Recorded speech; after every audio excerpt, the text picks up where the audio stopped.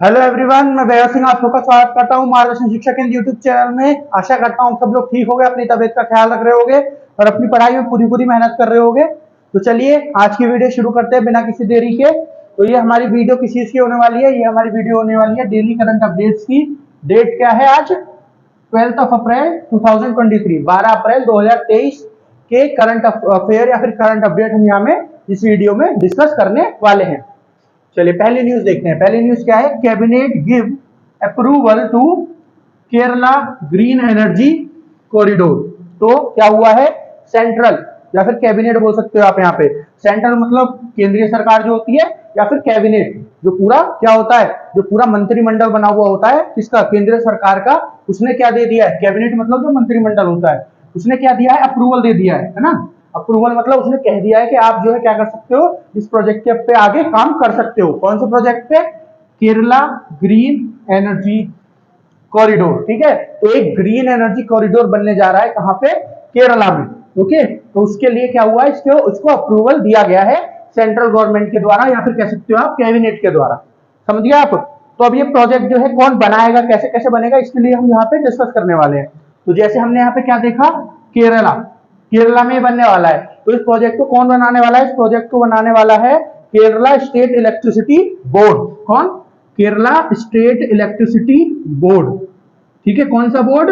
जो बोर्ड केरला में इलेक्ट्रिसिटी से रिलेटेड, बिजली से रिलेटेड, विद्युत से रिलेटेड जो भी सारी चीजें देखता है, वो बोर्ड इसको बनाने वाला है, इस प्रोजेक्ट को बनाने वाला है। तो यहां से क्या पता चल रहा है? यहां से पता चल रहा है कि ये जो प्रोजेक्ट है तो ग्रीन एनर्जी के ऊपर, वहां लिखा हुआ है सीधे सीधे, लेकिन इसको बिजली से कुछ ना कुछ किया जाएगा। ठीक है, ये जो एनर्जी है यहाँ पे इसका बिजली की तरह कुछ इस्तेमाल किया जाएगा। तो इस प्रोजेक्ट में किया क्या जाएगा ये समझिए। देखिए देखिए, एक ग्रिड लाइन होगी, है ना, एक मेन लाइन होगी जो जिसपे पूरे जो केरला होगा उसकी इलेक्ट्रिसिटी निर्भर होगी, उसी से सब जगह इलेक्ट्रिसिटी जाया करती होगी। तो ये जो ग्रिड होगी, जो इलेक्ट्रिसिटी जिसमें चल रही है, उसको रिन्यूएबल एनर्जी वाली ग्रिड से जोड़ दिया जाएगा। ठीक है, उसको रिन्यूएबल एनर्जी वाली ग्रिड से जोड़ दिया जाएगा। रिन्यूएबल एनर्जी क्या होती है ये समझने वाली बात हो गई। देखिए ये तो इलेक्ट्रिसिटी, जो नॉर्मल इलेक्ट्रिसिटी ग्रिड है, वो कौन सी ग्रिड है? जो नॉर्मल इलेक्ट्रिसिटी बनती है, चाहे किसी भी तरह से बनती है, जो पहले से बनती आ रही है। और रिन्यूएबल एनर्जी वाली ग्रिड कौन सी है? रिन्यूएबल एनर्जी क्या होती है? ऐसी एनर्जी जिसको बनाने में, या फिर ऐसी इलेक्ट्रिसिटी, ऐसी विद्युत, ऐसी बिजली जिसको बनाने में पर्यावरण को कोई नुकसान ना हो। जैसे जैसे सोलर पावर, या फिर सोलर एनर्जी बोल सकते हो आप। एनर्जी बोल रहे हैं तो यहाँ पे सोलर एनर्जी बोलेंगे। सोलर एनर्जी मतलब वो बिजली जो सूरज की किरणों के द्वारा बनाई जाती है। सोलर प्लेट आपने देखी होंगी, तो सोलर प्लेट पे तो सूरज की किरणें बनती है और वो उसको किसमें? बिजली में कन्वर्ट कर देता है। ठीक है, तो ये क्या हो गई? ये आपकी रिन्यूएबल एनर्जी होगी, क्योंकि इसमें पर्यावरण को कोई नुकसान नहीं हुआ। उसके बाद हाइड्रो पावर एनर्जी, ये कौन सी एनर्जी होती है? जो पानी के द्वारा बनाई जाती है। ये वो बिजली होती है जो पानी के द्वारा बनाई जाती है ना। और भी बहुत तरीके हैं इसको बनाने के, समझ गए आप? जैसे विंड, आपका जो विंड एनर्जी होती है ना, हवा के द्वारा जो बनाई जाती है। तो बहुत सारे तरीके हैं जो रिन्यूएबल एनर्जी बनाने के लिए इस्तेमाल किए जाते हैं। तो आप समझ गए होंगे रिन्यूएबल एनर्जी मतलब वो एनर्जी, वो बिजली जिसको बनाने में पर्यावरण को नुकसान ना हो। जैसे अगर मैं आपको बताऊं, जो कोयले को जला के एनर्जी बनाई जाती है, जो कोयले को बना के बिजली बनाई जाती है, नॉर्मल हमारे यहाँ ज्यादातर जो बिजली बनती है कोयले को जला के ही बनाई जाती है। तो इसमें क्या होता है? बहुत सारी हार्मफुल गैसेज जो है हमारे इन्वायरमेंट में, हमारे पर्यावरण में बहुत सारी ऐसी गैस निकल जाती हैं जो हमारे पर्यावरण को नुकसान पहुंचाती हैं। जैसे CO2, कार्बन डाइऑक्साइड, ये हमारे पर्यावरण को नुकसान पहुंचाती है। और भी बहुत सारी गैसेज है जो कहां पे निकल जाती हैं? हमारे पर्यावरण में निकल जाती है और उसको नुकसान पहुंचाती है। समझ गए आप? तो इसी वजह से सब जो कंट्रीज बोल दो, या फिर हमारे यहाँ पे अगर राज्यों की बात कर दो, तो किस चीज के ऊपर काम कर रहे हैं? सब काम कर रहे हैं रिन्यूएबल एनर्जी के ऊपर। जैसे हमारे यहाँ पे क्या हो रहा है? सोलर पावर प्लांट बनाए जा रहे हैं बहुत सारे, है ना। सबसे बड़ा सोलर पावर प्लांट अभी थोड़े दिन पहले बनाया गया। तो हमारे यहाँ पे बहुत सारे क्या बनाए जा रहे हैं? सोलर पावर प्लांट बनाए जा रहे हैं। वो सोलर पावर प्लांट किस लिए बनाए जा रहे हैं? ताकि सोलर एनर्जी बनाया जा सके। ठीक है, और सोलर एनर्जी किस लिए बनानी है? ताकि हम ऐसी एनर्जी का इस्तेमाल कर सके, ऐसी बिजली का इस्तेमाल कर सके जिससे पर्यावरण को नुकसान ना हो। ठीक है, तो इस प्रोजेक्ट में क्या किया जा रहा है? और एक बात और, ऐसी कोई भी एनर्जी होगी, ऐसी कोई भी एनर्जी, ऐसी कोई भी बिजली होगी जिससे पर्यावरण को नुकसान नहीं होगा, उसी को ग्रीन एनर्जी बोलते हैं। ठीक है, उसी को ग्रीन एनर्जी बोलते हैं। ठीक है ना। तो यही वो प्रोजेक्ट है। इसी प्रोजेक्ट में क्या हो रहा है? कि केरला का जो स्टेट इलेक्ट्रिसिटी बोर्ड है ना, जो केरला का इलेक्ट्रिसिटी बोर्ड है, वो इस प्रोजेक्ट को बनाने वाला है ना। अब किसी प्रोजेक्ट को बनाने के लिए पैसे चाहिए, है ना, किसी प्रोजेक्ट को बनाने के लिए पैसे चाहिए, तो ये किसकी डील के अंदर बन रहा है, मतलब इसके पैसे कहां से आ रहे हैं ये समझिए। देखिए कुछ दिन पहले 11 नवंबर 2022 में गवर्नमेंट ऑफ इंडिया, है ना, एंड गवर्नमेंट ऑफ इंडिया और जर्मनी का एक बैंक है जनरल डेवलपमेंट बैंक, क्या, जर्मन डेवलपमेंट बैंक, इन दोनों ने मिलकर एक डील साइन करी थी। इन दोनों ने मिलकर एक डील साइन करी थी, कितने रुपए की, 1455 रुपए की, कितने, 1455 करोड़ की, है ना, कितने की, 1455 करोड़ रुपए की ये डील साइन की गई थी, किसके द्वारा, गवर्नमेंट ऑफ इंडिया के द्वारा, जो भारतीय सरकार है, और जर्मन डेवलपमेंट बैंक के द्वारा, जर्मनी का बैंक है जर्मन डेवलपमेंट बैंक, इनके द्वारा डील साइन करी गई थी। किसके लिए, इसी प्रोजेक्ट के लिए डील साइन करी गई थी, ठीक है। तो उसके बाद क्या हुआ, ये डील तो साइन हो गई 2022 नवंबर 2022 में। उसके बाद ये जो प्रोजेक्ट है इसके ऊपर सारा काम हुआ, इसको देखा गया कि कहीं और कोई पर्यावरण को नुकसान तो नहीं हो रहा, यहाँ पे एनर्जी तो हम रिन्यूएबल जोड़ देंगे लेकिन किसी और वजह से तो पर्यावरण को नुकसान नहीं हो रहा, किसी और चीजों को तो नुकसान नहीं हो रहा, सारी सब चीज देखने के बाद इस प्रोजेक्ट को अप्रूवल मिल गया, ठीक है, इस प्रोजेक्ट को अप्रूवल मिल गया है। और जो ये जो लोन मिलने वाला है, इसको कहां से लोन मिलने वाला है, जो इसको ये वाला लोन मिलने वाला था जर्मन डेवलपमेंट बैंक से, वो कितना मिलने वाला है, 916 करोड़, 916 करोड़ जो है ये लोन इसको मिलने वाला है, कहां से, जर्मन डेवलपमेंट बैंक से। लेकिन इसको टोटल पैसा कितना चाहिए, इसको जो टोटल पैसा चाहिए वो थोड़ा ज्यादा है, इसी वजह से क्या है कि कुछ पैसा इसमें सेंट्रल गवर्नमेंट भी देने वाली है, किसको, केरला ग्रीन एनर्जी कॉरिडोर के लिए। तो कितना पैसा सेंट्रल गवर्नमेंट देने वाली है, 138 करोड़ रुपए कौन देने वाली है, सेंट्रल गवर्नमेंट देने वाली है। तो ये दोनों जो पैसे हैं ये कहां पे जाएंगे, ये कहां जाएंगे, केरला गवर्नमेंट के पास जाएंगे या फिर केरला स्टेट इलेक्ट्रिसिटी बोर्ड के पास जाएंगे, और ये क्या करेंगे, ये फिर इस प्रोजेक्ट के ऊपर काम करेंगे, इस प्रोजेक्ट को बनाना शुरू कर देंगे। ये प्रोजेक्ट जो है 3 फेजों में बटा हुआ है, ठीक है, 3 फेजों में, कैसे, जैसे केरला है पूरा, है ना, तो केरला के 3 हिस्सों में 3 प्रोग्राम चलेंगे, ठीक है, एक केरला के नॉर्थ वाले इलाके में चलेगा, एक साउथ वाले में चलेगा, एक सेंट्रल वाले इलाके में चलेगा। तो जो केरला के नॉर्थ वाले इलाके में चलेगा, है ना, जो केरला के नॉर्थ वाले इलाके में चलेगा उसको क्या बोला जाएगा, नॉर्थ ग्रीन एनर्जी कॉरिडोर, ठीक है। ये कहां चलेगा, ये जो केरला का नॉर्थ वाला इलाका है, जहां पे क्या क्या आ जाता है, जहां पे वानियाड आ जाता है, कोल्लूर आ जाता है, ये जो सब डिस्ट्रिक्ट है, ये जो सब जिले हैं कहां के, केरला के, उन पे ये वाला प्रोजेक्ट चलेगा। उसके बाद दूसरा जो प्रोजेक्ट होगा वो ट्राइबल एरिया में चलेगा। ट्राइबल एरिया मतलब क्या होते हैं, ट्राइबल एरियाज मतलब जो आपके आदिवासी जो रहते हैं उनको ट्राइबल कहते हैं, ठीक है ना, जो तो उनका जो इलाका होता है, जंगल वाला इलाका होता है, वहां पे एक प्रोजेक्ट जो चलेगा उसको क्या बोलेंगे, ये ट्राइबल एरिया में प्रोजेक्ट चलेगा, ठीक है। और तीसरा साउथ में चलेगा, जो साउथ केरला है, तीसरा प्रोजेक्ट इसमें चलेगा, है ना। प्रोजेक्ट बोल दीजिए प्रोग्राम, तो ये 3 फेजेस में प्रोग्राम चलने वाला है। ये जो आपका पूरा ग्रीन एनर्जी कॉरिडोर बनने वाला है 3 फेजेस में बनने वाला है। तो ये सारा है इसके बारे में, किसके बारे में, केरला ग्रीन एनर्जी कॉरिडोर के बारे में। हमने क्या क्या डिस्कस किया इसमें, कि किसने अप्रूवल दे दिया है, कैबिनेट ने, जो सेंट्रल गवर्नमेंट है उसके कैबिनेट ने, मंत्रिमंडल ने, और क्या दे दिया है, अप्रूवल दे दिया है। उसके बाद कौन बनाएगा इसको, केरला स्टेट इलेक्ट्रिसिटी बोर्ड बनाएगा। फिर हमने इस प्रोजेक्ट में है क्या, रिन्यूएबल एनर्जी को जो नॉर्मल ग्रिड है उसके साथ जोड़ा जाएगा। रिन्यूएबल एनर्जी क्या है वो डिस्कस हमने कर लिया। फिर हमने क्या डिस्कस किया कि पैसे कहां से आएंगे, तो इन दोनों का जो क्या हुआ था 11 नवंबर 2022 को जो एग्रीमेंट साइन हुआ था उसकी वहां से पैसे आएंगे। कुछ पैसे जो है कौन देगा, जर्मन डेवलपमेंट बैंक देगा, और कुछ पैसे स्टेट गवर्नमेंट देगी, ठीक है। तो ये मैंने आपको बता दिया सारे प्रोजेक्ट के बारे में। चलिए नेक्स्ट न्यूज देखते हैं। नेक्स्ट न्यूज क्या है, raccoon stealer cyber attack of 8 centre government entities. Okay, तो न्यूज क्या है कि रैकून स्टीलर नाम का एक साइबर अटैक हुआ है। कहां पे, ऑन आएगा यहां पे, ऑन, एक मिनट रुक जाइए, ऑन 8 सेंट्रल गवर्नमेंट एंटिटीज। तो 8 जो सेंट्रल गवर्नमेंट है, जो केंद्रीय सरकार की 8 क्या है, एंटिटीज हैं। एंटिटीज मतलब जो भी क्या बोलते हैं, अथॉरिटीज हैं, जहां पे सेंट्रल गवर्नमेंट की चलती है ऐसी अथॉरिटीज हैं, वहां पे क्या हुआ, साइबर अटैक हुआ है। और साइबर अटैक का नाम क्या है, रैकून स्टीलर।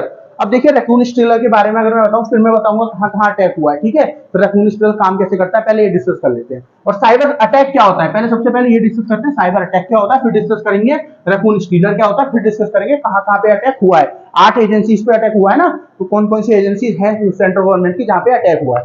पहले समझिए साइबर अटैक होता क्या है। देखिए साइबर की बात जहां पे हो ना, जहां पे साइबर शब्द लिखा हो, देखिए अटैक का मतलब तो आप सब समझते हो, एक किसी पे हमला करना। साइबर का मतलब क्या होता है, देखिए साइबर जहां पे भी लिखा हो वहां का मतलब है क्या, साइबर मतलब कंप्यूटर की बात यहाँ पे हो रही है, ठीक है।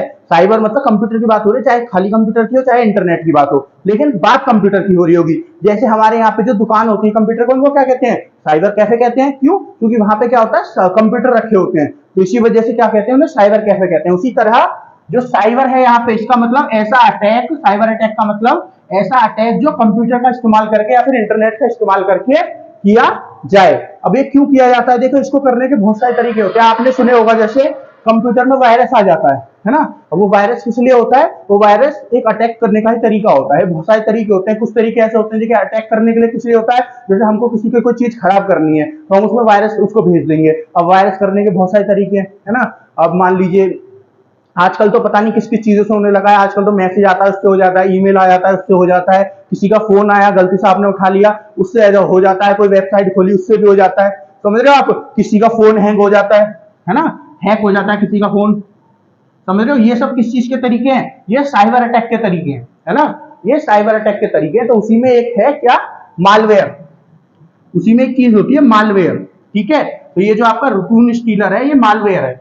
अब आप समझिए रकून स्टीलर इसका मतलब क्या है, रकून स्टीलर जो इसका मतलब क्या है। देखिए रकून स्टीलर इसका नाम है, जो ये जिस चीज से जो मालवेयर है, जिस चीज से अटैक किया गया, ठीक है। अब ये काम कैसे करता है रकून स्टीलर, ये किसी भी कंप्यूटर पे या फिर कोई भी जो आपका होस्ट होगा, मेन कंप्यूटर होगा, उस पर अटैक करेगा, ठीक है। किसी भी एजेंसी के, ये जो 8 सेंट्रल एजेंसीज हैं, किसी भी एजेंसी पे मतलब किसी पे भी कर सकता है, इसने 8 पे किया है यहाँ पे, ठीक है, इंडिया में। तो किसी भी एजेंसी पे अटैक करेगा, साइबर अटैक करेगा, और क्या करेगा, वहां से कुछ इंफॉर्मेशन को चुरा लेगा। स्टीलर, स्टीलर देखिए समझिए, इंग्लिश में स्टील का मतलब क्या होता है, चुराना। स्टीलर मतलब जो चुराएगा, ठीक है। जो चुराने वाला हुआ वो स्टीलर, और जो चुराया गया है, चुरानी वाली चीजों क्या है, स्टील हो गई, ठीक है। तो चुराने को स्टील कहते हैं, और जो चुराने वाला हुआ तो उसको स्टीलर कहेंगे। तो यहाँ पे क्या है, स्टीलर का मतलब यहाँ पे ये चुराता है कोई चीज, ये चुराने वाला है, रकून जो है वो चुराने वाला है, ये समझ गए आप। तो ये क्या काम करता है, किसी भी चीज कंप्यूटर पर अटैक करेगा और उसमें से कुछ इंफॉर्मेशन को चुरा लेगा। ये इस तरह से कौन काम करता है, रकून स्टीलर काम करता है, समझ गए। तो गवर्नमेंट ऑफ इंडिया की 8 एजेंसीज पर अटैक हुआ है। कितनी एजेंसीज पे, 8 एजेंसीज पे। अब ये कौन कौन सी एजेंसीज है जिन पे अटैक हुआ है, इनके बारे में हमें थोड़ा सा पता होना चाहिए, है ना। ये कौन कौन सी एजेंसीज है जहां पे अटैक हुआ है। तो कौन कौन सी एजेंसीज है, देखिए income tax department, government of India का जो इनकम टैक्स डिपार्टमेंट है, यहाँ पे अटैक हुआ है, समझ गए। फिर उसके बाद कहां पे अटैक हुआ है, उसके बाद हुआ है हमारे एसएसबी पे अटैक हुआ है ना। फिर उसके बाद सीआरपीएफ पे अटैक हुआ, हमारी पैरामिलिट्री फोर्सेज होती है ना, वहां के भी कई इस पे आईजी और डीआईजी जो अकाउंट होते हैं, इनके अकाउंट होते हैं, उन पे अटैक हुआ है। तो सीआरपीएफ पे अटैक हुआ है, सीआरपीएफ के डीजी पे, सीआरपीएफ और आईजी पे, ठीक है। तो कहाँ हो गया, इनकम टैक्स डिपार्टमेंट, एसएसबी, है ना, सीआरपीएफ, और कहाँ अटैक हुआ है, एनएसजी, एनएसजी अटैक हुआ है। फिर स्पेस अथॉरिटी ऑफ इंडिया पे अटैक हुआ है ना, state of authority of India पे भी अटैक हुआ है। उसके बाद एनसीईआरटी, एनसीईआरटी का नाम आपने सबने सुना होगा। एनसीईआरटी जो डिपार्टमेंट है उसके उस पर कंप्यूटर पर अटैक हुआ है।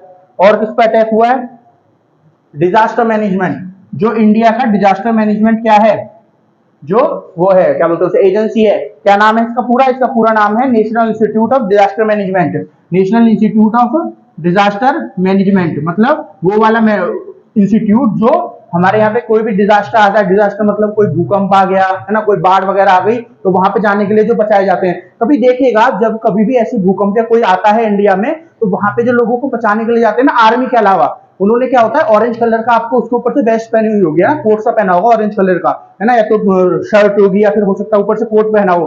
वो जो लोग होते हैं वो यही इसी के होते हैं, किसके, national institute of disaster management के। उनका यही काम होता है, जब डिजास्टर आए तो वहां पे क्या करना होगा, लोगों को बचाना, ठीक है। तो यहाँ पे भी अटैक हुआ है, ठीक है। तो ऐसे ही ये जो अथॉरिटीज है इन पे अटैक हुआ है, समझ गए आप, इन्हीं अथॉरिटीज पे अटैक हुआ है।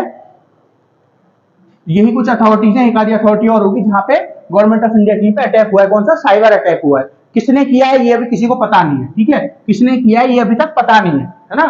बताया किसने क्या अटैक हुआ है ये पता होना चाहिए कि गवर्नमेंट ऑफ इंडिया की कौन सी एजेंसी ने बताया कि भैया कुछ अटैक हुआ है। वो एजेंसी है नेशनल टेक्निकल रिसर्च ऑर्गेनाइजेशन।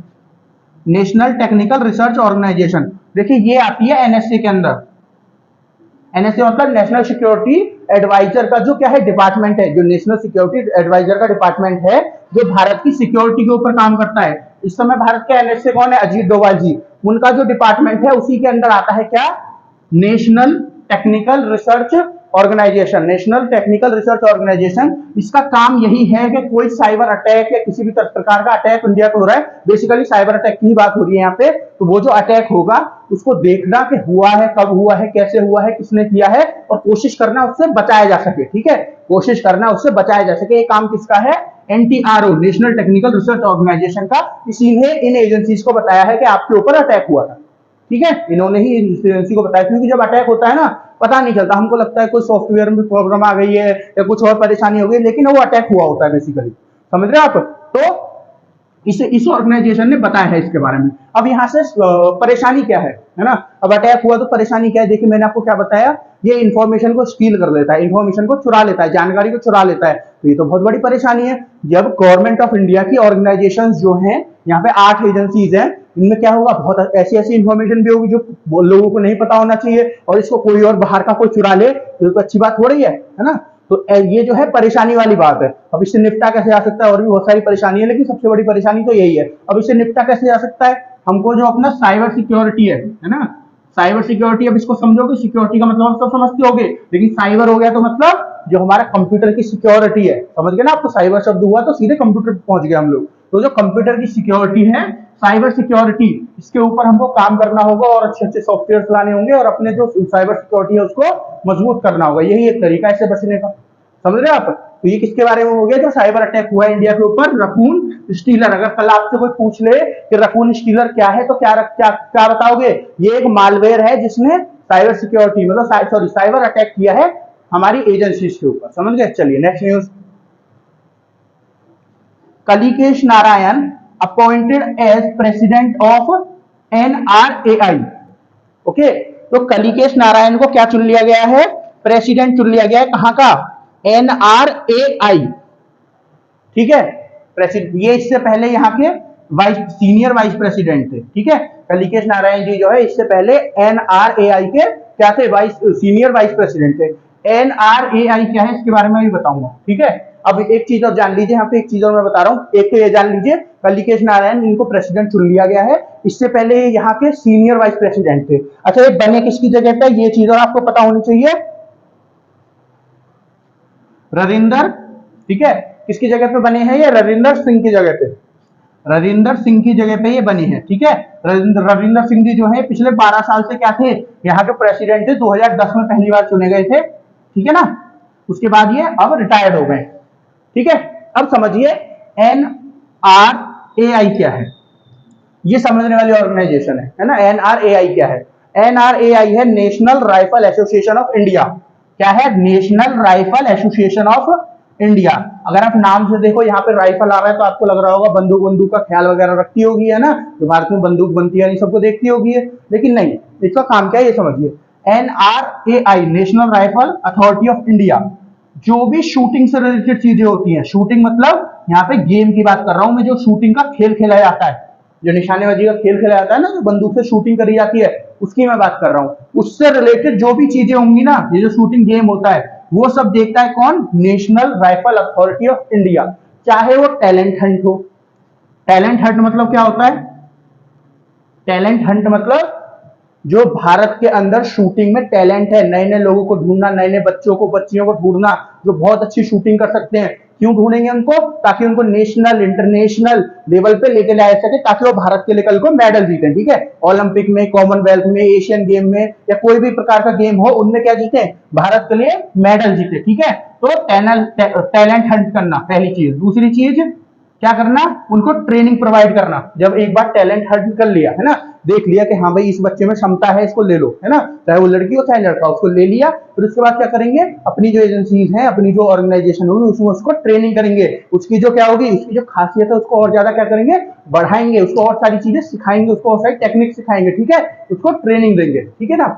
उसके बाद उसको अलग अलग जो नेशनल टूर्नामेंट्स होंगे, फिर इंटरनेशनल टूर्नामेंट्स होंगे, उसके बाद हाँ नेशनल और इंटरनेशनल टूर्नामेंट्स होंगे। नेशनल टूर्नामेंट जैसे किसी दो राज्यों के बीच में हो गए, है ना, नेशनल लेवल पे तो ऐसे होते हैं, राज्यों के बीच में हो गए, है ना, या फिर कोई टीम्स के बीच में हो गए, रेलवे की टीम और ऐसे ऐसे हो जाते हैं, ठीक है। तो उन टूर्नामेंट्स में उसको लेके जाना। दूसरा इंटरनेशनल टूर्नामेंट जैसे कि कॉमनवेल्थ, आपके ओलंपिक्स हो गए, एशियन गेम्स हो गए, और भी कोई होगा जैसे टूर्नामेंट, वर्ल्ड चैंपियनशिप हो गई, इन सब में लेके जाना उस बच्चे को, ठीक है ना। तो कुल मिला के शूटिंग से रिलेटेड जो भी काम होगा, शूटिंग से रिलेटेड जो भी काम, ये शूटिंग गेम है, इससे रिलेटेड जो भी काम होता है उसको कौन संभालता है, national rifle authority of India, ठीक है। अब ये बनी कब, ये बनी थी 1951 में। कब, 1951 में इसको बनाया गया था। इसके हेडक्वार्टर कहाँ है, नई दिल्ली में इसके हेडक्वार्टर है, न्यू दिल्ली में इसका हेडक्वार्टर है, 1951 में इसको बनाया गया, ठीक है। एक चीज और जान लीजिए इसके बारे में, इसके पहले प्रेसिडेंट कौन थे, इसके पहले प्रेसिडेंट थे जीवी मावलिंकर, जीवी मावलिंकर। अच्छा, जीवी मावलिंकर का नाम अगर आपने पॉलिटी वगैरह पढ़ी होगी तो ये सुना होगा पहले भी। तो जीवी मावलिंकर ना पहले प्रेसिडेंट थे national rifle authority of India के, और एक पोस्ट और इन्होंने संभाली थी, वो भी पहली थी। कौन थे ये, पहले स्पीकर, है ना, या फिर पहले अध्यक्ष थे लोकसभा के, लोकसभा के पहले स्पीकर, इंग्लिश में बोलो और हिंदी में बोलो तो अध्यक्ष थे। कौन, जीवी मावलिंकर साहब, ठीक है। तो प्रेसिडेंट भी थे पहले कहां के, NRAI, national rifle authority of India, और पहले लोकसभा के स्पीकर या फिर लोकसभा के अध्यक्ष थे। चलिए अब नेक्स्ट न्यूज देखते हैं। India finally asked Myanmar to stop China's military in Coco island, in Coco island. अब सबसे बड़ी चीज आपके लिए क्या जाननी है यहाँ पे कि कोको आइलैंड है कहां, है ना। ये जो कोको द्वीपों की बात हुई, आइलैंड मतलब द्वीप, कोको जो द्वीप है उनका नाम है, तो ये जो कोको द्वीप है ये है कहां पे, ठीक है। पहले आपको मैं ये बताऊंगा, फिर बताऊंगा क्या क्या यहाँ पे डेवलपमेंट चल रही है। अब एक बार न्यूज दोबारा देख लेते हैं। India finally asked Myanmar to stop China's military in Coco island. तो क्या हुआ कि भारत ने आखिरकार, फाइनली का मतलब आखिरकार, म्यांमार जो देश है उससे बोल ही दिया, क्या बोल दिया, जो चाइना की मिलिट्री कोको आइलैंड में है वो कर क्या रही है वहां पे, उसको रोको, ठीक है। अब इंडिया का कोको आइलैंड से क्या मतलब है, म्यांमार का कोको आइलैंड से क्या मतलब है, चाइना के लिए कोको आइलैंड क्यों जरूरी है, क्यों बना रहा है वहां पे वो मिलिट्री बेस, या फिर अपनी मिलिट्री को वहां पे क्यों लेके आ रहा है, ये सब हम इसमें जानेंगे। पहले हमको सबसे पहले पता होना चाहिए कि जो कोको आइलैंड है ये है कहां, है ना, इनकी ज्योग्राफिकल जो लोकेशन है वो क्या है। देखिए मेन चीज ज्योग्राफिकल लोकेशन ही होती है, हाँ तो जगह है इधर तो यही बताएंगे, ज्योग्राफिकल वो क्या है यहाँ पे, क्योंकि जो लोकेशन है जो ये कहाँ पे है, किस जगह पे है। तो अगर देखें, छोटा सा मैं आपको बनाऊंगा, ये भारत का मैप है, ठीक है, ये साउथ वाला इलाका मैंने बनाया है ना। ये क्या है, ये है आपका बे ऑफ बंगाल या फिर बंगाल की खाड़ी, हिंदी में बंगाल की खाड़ी, इंग्लिश में बे ऑफ बंगाल। यहाँ पे क्या पढ़ते हैं, यहाँ पे पढ़ते हैं आपके अंडमान आइलैंड्स, ये क्या पढ़ते हैं आपके अंडमान आइलैंड्स, है ना, अंडमान आइलैंड्स पढ़ते हैं। तो अंडमान आइलैंड्स के ही बिल्कुल साइड में थोड़ा सा ये है कोको आइलैंड, ठीक है, ये क्या है कोको आइलैंड। बेसिकली ये दो आइलैंड से बटा हुआ है कोको आइलैंड। तो एक तो है बहुत छोटा सा, है ना, कोको आइलैंड का एक तो बहुत छोटा सा है आइलैंड, तो उसमें तो कोई रहता भी नहीं है और उसमें कुछ होता भी नहीं है। एक थोड़ा बड़ा आइलैंड है, वहां पे पहले से कुछ लोग रहते हैं, है ना। और देखो अंडमान निकोबार भारत के अंदर आते हैं, लेकिन कोको आइलैंड म्यांमार के अंदर आते हैं, ठीक है। कोको आइलैंड म्यांमार के हैं और ये जो अंडमान निकोबार है वो भारत के हैं, ठीक है। ये कोको आइलैंड भी भारत के हो सकते थे, लेकिन उस समय पे नहीं इनके ऊपर अधिकार जताया गया, वो भी थोड़ा सा मैं आपको लास्ट में बता दूंगा। फिलहाल समझिए अब यहाँ पे न्यूज क्या है ये। तो यहाँ पे क्या हो रहा है, पिछले कुछ दिनों में देखा जा रहा है, जो कोको आइलैंड का बड़ा वाला हिस्सा है, ये जो कोको आइलैंड का बड़ा वाला जो आइलैंड है, जो बड़ा वाला द्वीप है, वहां पे मिलिट्री के बेस बन रहे हैं, ठीक है। मिलिट्री का बेस कैसे, बहुत बड़ा बेस कोई नहीं बन रहा, ये बड़ा तो है लेकिन ये बड़ा जो दूसरा वाला है उसकी अपेक्षा है, लेकिन बहुत बड़ा नहीं है, छोटा ही है भी, है ना। तो वहां पे क्या देखा गया, एयर स्ट्रिप बन रही है। एयर स्ट्रिप मतलब जो एरोप्लेन आते हैं आपको उनको उड़ाने के लिए जो रनवे होते हैं ना, उनको एयर स्ट्रिप कहते हैं, ठीक है। तो एयर स्ट्रिप बन रही है यहाँ पे, है ना, और बहुत सारे बंकर वगैरह और ये सब बन रहा है। तो इंडिया ने इसीलिए किससे पूछा, म्यांमार से पूछा कि तुम्हारे यहाँ पे बन क्यों रहा है, क्योंकि इंडिया को आशंका है कि या तो ये चाइना खुद बना रही है चाइना की मिलिट्री, या चाइना की मिलिट्री बनवा रही है किसके द्वारा, म्यांमार के द्वारा। अब समझिए म्यांमार क्यों बनाएगा चाइना के कहने पे, ये भी समझने वाली बात है। देखिए पिछले 3 साल से म्यांमार में चल रहा है मिलिट्री रूल, है ना। मिलिट्री रूल का मतलब जो इनकी जो प्राइम मिनिस्टर प्रेसिडेंट जो सरकार वाली पोजीशन होती है, जो सरकार वाला स्थान होता है, वहां पे कोई सरकार नहीं है, वहां पे कौन है, इनकी मिलिट्री राज कर रही है। पहले इनकी सरकार राज कर रही थी, लेकिन करीबन 3 साल पहले, 2.5-3 साल पहले इनकी मिलिट्री ने इनकी सरकार के जितने भी मिनिस्टर थे उनको पकड़ के जेल में डाल दिया। ठीक है, प्रधानमंत्री हो, प्रेसिडेंट हो, सबको पकड़ के जेल में डाल दिया, और जो मिलिट्री जनरल है वो जाके हेड बन गए वहां के। ठीक है, पिछले 3 साल से, 2.5-3 साल से ऐसा ही चल रहा है। कहां पे, म्यांमार में। अब ऐसा क्योंकि म्यांमार में हो रहा है, तो जितने भी देश हैं, है ना, जितने भी वेस्टर्न कंट्रीज हैं, इवन जापान की बात करूं, है ना, जापान को भी वेस्टर्न कंट्री ही मान लेते हैं, लेकिन वेस्ट में है नहीं, पर फिर भी मान लेते हैं। सबने क्या किया, इनके ऊपर लगा दिए सैंक्शंस, म्यांमार के ऊपर लगा दिए सैंक्शंस। सैंक्शंस के बारे में हम पहले भी कई बार बात कर चुके हैं। सैंक्शन मतलब एक तरह से रुकावट, है ना। अब रुकावट किसी भी प्रकार की हो सकती है कि आप इनके साथ बिजनेस नहीं कर सकते, आपके लोग यहाँ पे नहीं जा सकते, आप यहाँ पे नहीं जा सकते, है ना। ऐसी बहुत सारे सैंक्शंस हो सकते हैं, कुल मिलाकर रुकावट। और वो रुकावट बहुत सारी फील्ड में हो सकते हैं, किसी भी सेक्टर में हो सकते हैं, बिजनेस के में, ट्रैवलिंग में, है ना, एजुकेशन में, है ना, किसी भी चीज में हो सकते हैं। तो किसी भी चीज में रुकावट कोई देश डाल देता है तो उसको क्या बोल देते हैं, सैंक्शंस बोल देते हैं। तो वेस्टर्न कंट्रीज मतलब यूएसए ने, है ना, यूरोप की कंट्री ने, है ना, यूके भी यूरोप में आता है, यूके बोल दीजिए, जापान ने, और भी ऑस्ट्रेलिया वगैरह, इन सब कंट्री ने क्या किया है, म्यांमार के ऊपर सैंक्शन लगा दिए। और म्यांमार का हाल ऐसा हो गया है जैसे इस समय पर रशिया का हाल है ना, ऐसा ही हाल म्यांमार का भी है। ठीक है, अब ऐसे जब किसी देश का हाल बहुत ज्यादा खराब हो, देखिए रशिया तो फिर भी मजबूत कंट्री है, बड़ी कंट्री है, मिलिट्री भी मजबूत है, पैसा वैसा भी ठीक ठाक है, तो अपने आप को संभाल रही है। हालांकि वो भी कुछ हद तक चाइना के ऊपर निर्भर हो गई है। तो उसी के मुकाबले अगर म्यांमार को देखें, ये तो बहुत कमजोर कंट्री है पैसे के मामले में भी और भी सब मामले में। तो ऐसी कंट्रीज का कौन फायदा उठाता है, ऐसी कंट्रीज का चाइना फायदा उठाता है। तो चाइना क्या कर रहा है, इनको लगातार पैसे दे रहा है ना, इनको पैसे दे रहा है क्यों, सर्वाइव करने के लिए। अब इनको सर्वाइव करना है, अपने देश को चलाना है, इनकी मिलिट्री को पैसे तो चाहिए, है ना। इनके यहाँ आए दिन दंगे हो रहे हैं कि मिलिट्री को हट के सरकार को आना चाहिए, और बहुत सारी चीजें इनके अंदर पहले से चल रही हैं। तो इनकी सरकार को पैसे तो चाहिए देश को चलाने के लिए। तो पैसे कहां से आ रहे हैं, वो पैसे आ रहे हैं चाइना से।